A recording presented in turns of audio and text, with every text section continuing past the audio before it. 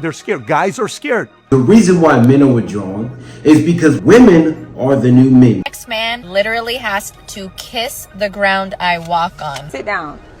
The only reason you somebody is because you standing next to me. Just thinking about all the loans and just thinking about bills and inflation. There was a video the other day with Charlize Theron, an actress that's been in a lot of different movies, Devil's Advocate, a lot of different movies.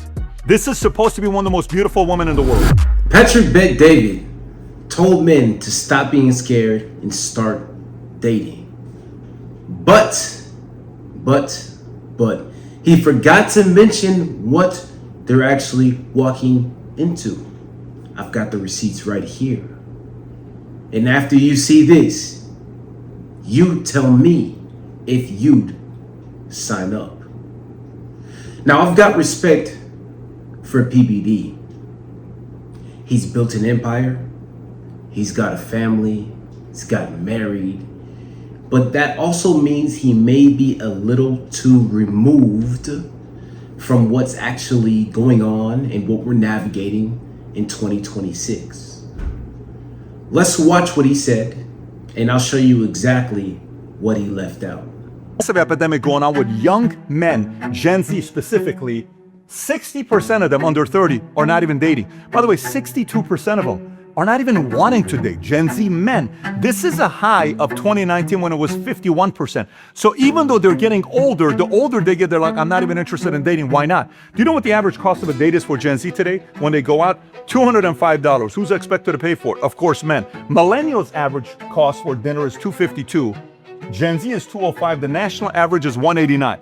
We need more Gen Z dating because we need more babies, especially with our birth rate dropping. I'm going to share with you, if you're watching this as a young man, same path, what can I do to succeed in a market? Because I'm looking for girls. I'm going to give you certain tips that helped me when I was 23. Hopefully it'll help you out as well. Let's get right into it. Okay, crisis by the numbers. We already know 60% of young men are not dating. 62% are not even trying to date, up from 51% compared to just 34% for women. So women are like, no, I want to date. I want to go out there and meet people. Young men are like, no, I'm leaving the marketplace. I don't want to do this. Apps like Tinder are heavily skewed towards male users. 76% of Tinder users are men. So guess what? Now, what he's left out, of course, women are going to want to go out on dates. Why? Because they don't have to pay for anything. If I did not have to pay for anything, I would definitely go out on dates as well.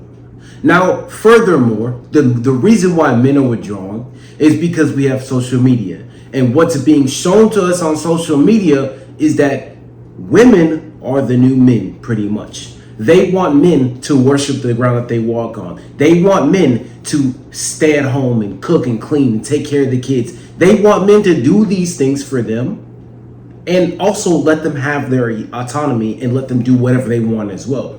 And you don't believe me? Let me play this video for you. The next man to enter my life literally has to kiss the ground I walk on. Worship me, yearn me, give me my autonomy. Obviously, I'm not going to cheat on you, bro, but you're going to let me live my life and you're going to be happy for me and you're going to be my yes man and you're going to provide for me without making me feel like shit about it. Like, the next man that comes into my life is going to be a fucking unicorn.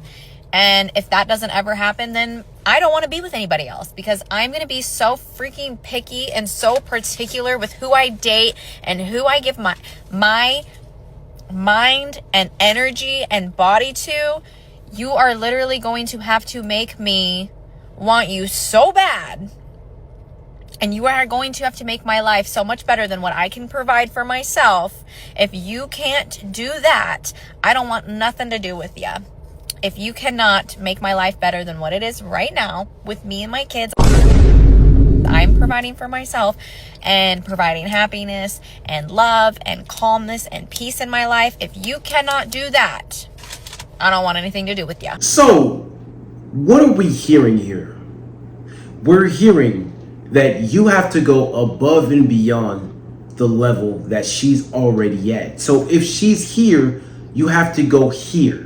If she's here, you have to go here, and you have to keep on going up. See, it's not enough that you have a job and you're a bus driver, you're a school teacher. It's not enough that you're a blue collar worker. No, it's not enough. Why? Because women have the ability to make their own money now. They're going to college. They have degrees. They have master's degrees. They have more degrees than a thermometer. And guess what? That also comes with student loan debt that people are saddled with. We're not going to get into that just yet. Let's continue to see what PBD has to say. But it's like going to a nightclub and it's not ladies' night. You're going to a nightclub and everybody there is a bunch of men at a nightclub. Your options are you want to go to a place where women are there. We're going to talk about that here in a minute. Studies suggest roughly 80% of men are rated as below average in attractiveness, leading many to feel inadequate or ignored. You know what's the interesting thing? Today I came back from speaking at the school, and there's all these kids in this classroom, and I go up on the board and I write these numbers down. I write 14 and I write 3. I said, can I ask you guys a question? Can anybody tell me what this 14-3 means? One girl's like, that's a date according to a European calendar, and they're going through all this other stuff. I said, let me tell you what this means. I walk into this classroom. There was 14 girls to 3 boys. And I sat there and I'm like, wait a minute, these are great ratios. One of the guys, that's a boy's my son. So I'm like, hey son, you listen, you got a lot of good options here, right? These are the types of ratios you want. So now if you're watching and saying, how do I put myself in a position to have more options? So when they say 80% of it's attractiveness, all this other stuff, look at some of the most beautiful women in the world. Are they all married to attractive men? Not necessarily. So what did these men have that these girls dated and chose to go with them? There's a reason for that. We're going to talk about that. So now, biggest dating fears. Pervasive fear of being perceived as creepy or toxic. Oh my God, you're too much. This is too much. This is too pushy. So approach anxiety, a growing fear of being viewed as disrespectful, intrusive, or contributing to toxic masculinity has caused many young men to stop approaching women in real life. Which, by the way, young men, if you're listening to this, you're creating this imagination. This doesn't exist. By the way, this has been around for a long time. Okay, first of all, we're creating this. We are being called creepy. We're being told don't approach in public. We are the ones who are being told that you're not enough. How are we creating this environment?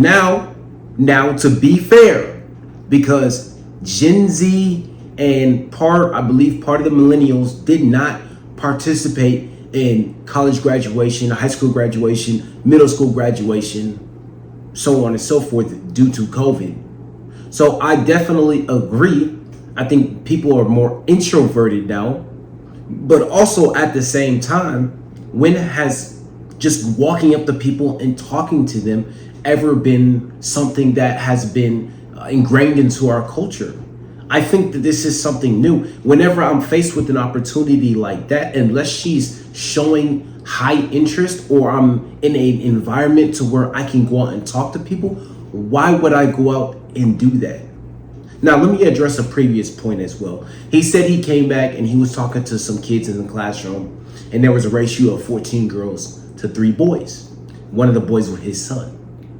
Now that represents the dating and mating space here in America in 2026. Most women go to college, they get degrees, they get advanced degrees, and then they come out of college and they start making money, $60,000, $70,000, maybe even $40,000, $50,000. And that's a little bit more than guys their age. So she's 24, 25, 26. He's 24, 25, 26. He's making $30,000, $40,000. She's making $50,000, $60,000. That heavily skews the attraction level, because why? You have to have some type of ability to provide and to take care of the woman.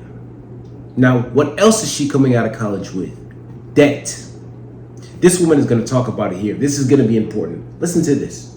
She talks about how after graduate school, after she gets her degree, she's still not making enough money. Check this out. Yeah, I just had to come on here and vent and just tell you guys, like, I am so happy that I graduated with my master's, and I'm very proud of myself. And I know it's a huge accomplishment. I know, like, a lot of people are like, oh my God, like, you know, like, revel in this and just like take it in. But the truth is, I'm sitting with the reality of like the fact that the career I'm in, when you get licensed, right, it's an LAC license. When you're a counselor, you get an LAC license for 3 years, mandatory 3 years. So it's like a provisional license that you have to work under another therapist, right? And majority of the jobs that I'm seeing for an LAC are between like 55 and like 70, but like barely seeing 70, that it's like a rarity that I'm seeing 70. And to know that like not only I have a bachelor's, but I also like have a fucking master's, and like just thinking about all the loans and just thinking about bills and inflation and the economy and like where things are, and just to know that like, yes, I'm happy to be a professional. Yes, it's something I'm passionate about, but unfortunately, like we live in times where passion is not enough in a field. You know what I'm saying? Like shit is so rough and things are so expensive that you just can't do shit out of the kindness of your heart just because anymore. And that is one of the main reasons why we're in the position that we're in, because of that fact right there. Who holds most of the student loan debt? I guarantee you it's the women, because more than likely, more times than not, women are going to be going to college more than men. They graduate at a rate of 2 to 1. Every 1 man, 2 women graduate. Let's continue with PBD. Let's see what else he has to say. Let's see what else context he brings to the forefront, and what other shaming tactics he has to tell us why we need to start dating some more. You know what the hardest thing is today? There was a video the other day with Charlize Theron, an actress that's been in a lot of different movies, Devil's Advocate, a lot of different movies. This is supposed to be one of the most beautiful women in the world. I think she was also in that movie with Golfin, Legends of Bagger Vance with Matt Damon, if I'm not mistaken. Can you verify this? The girl's asking her, so how many men approach you? She says, you'd be amazed. Nobody. It's like, wait, what? You're this beautiful, no one's approaching me. Why not? I don't know, they're scared. Guys are scared. So you really think if 34% of women are out there that are off the market, but 61%, maybe men are just giving up and they're getting a little bit scared? Because the reality of it is women, the right ones, want you to approach them, and a lot of guys are getting out of the market. This is kind of like when 2008 happened. You know what happened to realtors overnight? We had some 600,000 realtors in America in 2006, 2007. Overnight, 40% didn't renew their licenses. 240,000 left the real estate industry because it was so difficult. So it's like, oh my God, it's so hard to be in real estate. Yes, but if you're good, the market's going to come back to you and have an option, because you have more homeowners that are looking for fewer realtors. So you... Okay, what the fuck is he talking about? Guys, in 2006, I was like 10 years old. 9, 10, 11 years old. Who is Charlize Theron? I don't even know who the fuck this is. Bro, what is bro talking about right now, bro? I don't even know. This is where I gotta stop it right here. Because as much as I respect him, and as much as he makes sense in his ability to build a business and be successful and make sure that, hey, you need to get from point A to point Z, he has no idea what is out here in the world. Which is why I had to show you these videos, and we got social media now. One last video I want to play you, and this is gonna put the cherry on top as well. When we talk about modern day 2026 having a wife, this is what we have to deal with. We have to deal with them being on social media. Are they going to be able to give up social media? No, not at all. So guess what's going to happen? They're going to be able to have the ability to post videos like this. Let me tell you what my husband had the nerve to say when he got home from work today. He walked in the door and he like lifted his eyebrows a couple times and he was like, babe, this woman at work said she liked my hair, and then she asked me what cologne I was wearing. And he, like I said, he lifted his eyebrows, like signaling that she wanted him. And I was like, boy, the only thing you can pull today is a muscle. And the only reason you ever pulled me is because God himself stepped in and was like, let's give this man one single win. Okay, that and the fact that you had a tax refund. But she was not flirting with you. She was being nice. Ain't nobody trying to risk it all for a man that still uses 3-in-1 shampoo and wore compression socks to bed last night. Like, dude, you smell like a hotel gym, and you forgot to take out the trash today, by the way. I told him not to let that one compliment get him kicked out this covenant. He is not about to fumble this favor. Not over somebody wearing Payless flats with a lanyard around her neck. No, sir. What's her name? He got one compliment and he forgot who pays the Hulu. He's out here thinking he has options. Boy, the only thing that wants you is the cholesterol. Okay, and ain't nobody trying to swoop you up, boy. Sit down. The only reason you somebody is because you standing next to me. Sure. There you have it. This is the reality that we have to deal with, which is why most men are detaching from relationships and marriages and going other places and doing their own thing. Now, on one hand, he does have a point, PBD. Men are scared. Men are not wanting to be better. I see that, and I don't agree with that either. I believe that you should be better for yourself so that way you can have a plethora of options so you can have leverage and options. So that way you can live free.